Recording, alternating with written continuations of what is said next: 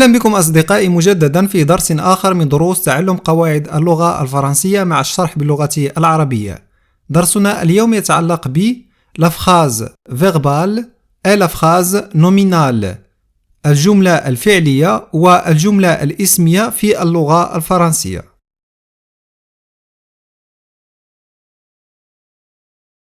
لكن أولا أصدقائي يجب أن نتعرف على ما هي الجملة. ما الذي نقصده بالجملة la phrase في اللغة الفرنسية؟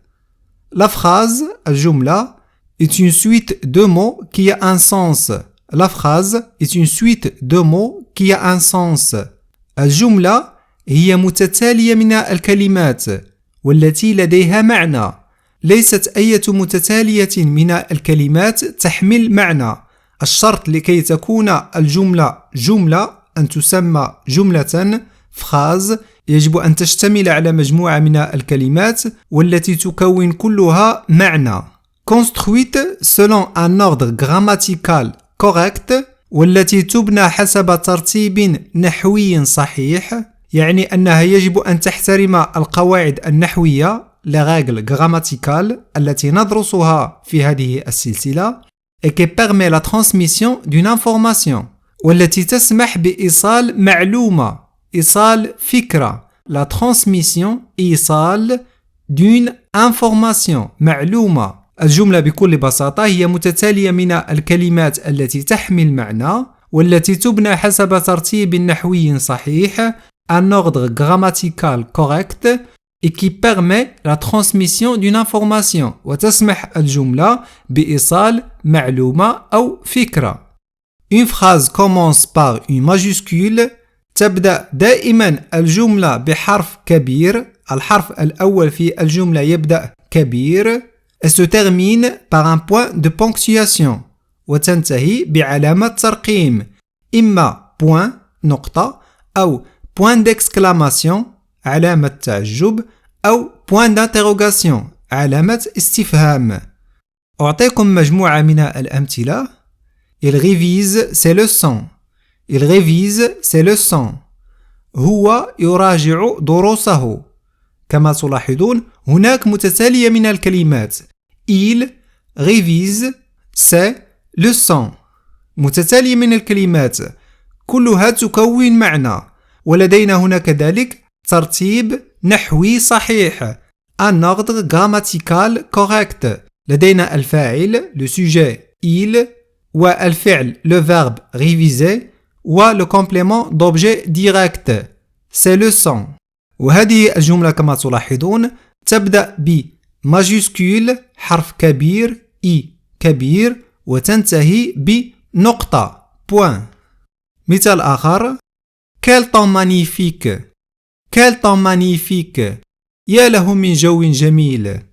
هذه الجملة هي جملة تعجب une phrase exclamative، تبتدئ بحرف ماجيسكول حرف كبير وتنتهي ب point d'exclamation علامة تعجب. مثال آخر comment résoudre ce problème. comment résoudre ce problème، كيف نحل هذا المشكل. هذه كذلك تسمى جملة phrase. إذا بعدما تعرفنا على ما هي الجملة أصدقائي، دعونا نتعرف على ما هي الجملة الفعلية la phrase verbale والجملة الاسمية la phrase nominale. أولا la phrase verbale. une phrase verbale est une phrase qui est organisée autour d'un verbe conjugué. الجملة الفعلية بكل بساطة ومن خلال اسمها جملة فعلية phrase verbale هي تلك الجملة التي تبنى حول فعل un verbe. هذا الفعل يكون مصرف conjugué، يسمى un verbe noyau، يسمى الفعل النواة، هو نواة الجملة. إذا باختصار شديد الجملة الفعلية تبنى حول فعل يسمى الفعل النواة le verbe noyau. وكمثال نقول cette voiture est très rapide. cette voiture est très rapide، هذه السيارة هي سريعة جدا est très rapide. هنا هذه الجملة بنيت كلها حول الفعل être est très rapide، إذن تسمى جملة فعلية phrase verbale. مثال آخر: fermez la fenêtre. fermez la fenêtre. أغلق النافذة. هنا كذلك هذه الجملة تسمى جملة فعلية phrase verbale. لماذا؟ لأنها تتضمن فعل مصرف أو بنيت حول فعل مصرف الذي هو fermer.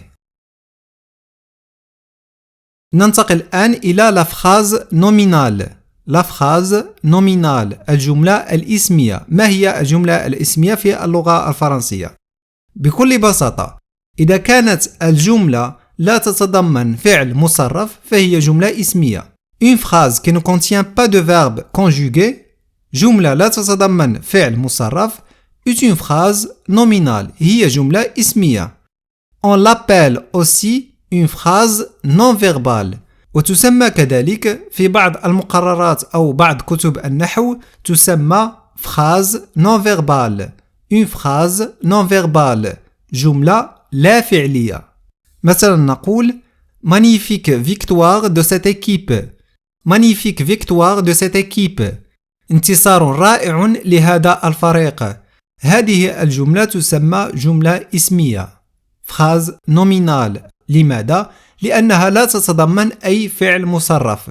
تبتدئ بحرف كبير ماجيسكول M وتنتهي بعلامة تعجب point d'exclamation. مثال آخر trop tard.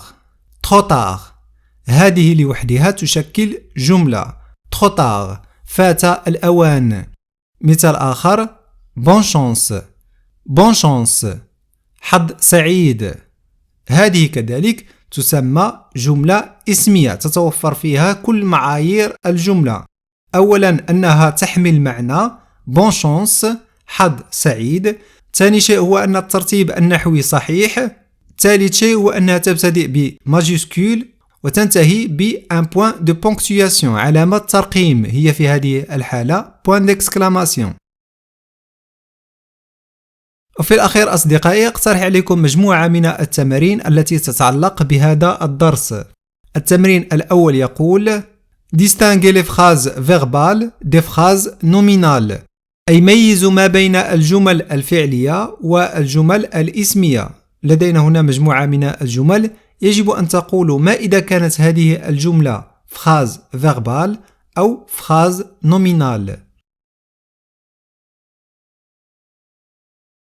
التمرين الثاني يقول transformer ces phrases non verbales en phrases verbales حولوا هذه الجمل اللا فعلية أو الجمل الإسمية إلى جمل فعلية phrase verbale.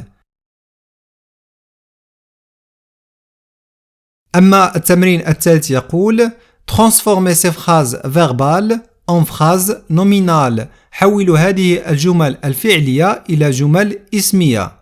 ستجدون تصحيح كل هذه التمارين بعد لحظات.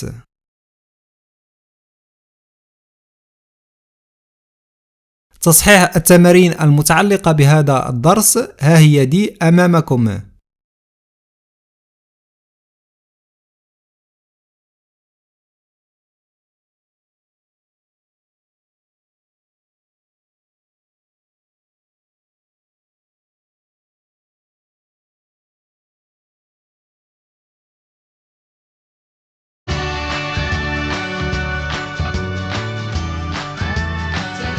إلى هنا أصدقائي قد انتهى هذا الدرس. لا تنسوا أن تشاركوا هذا الدرس مع أصدقائكم. وإلى الدرس القادم وإلى اللقاء.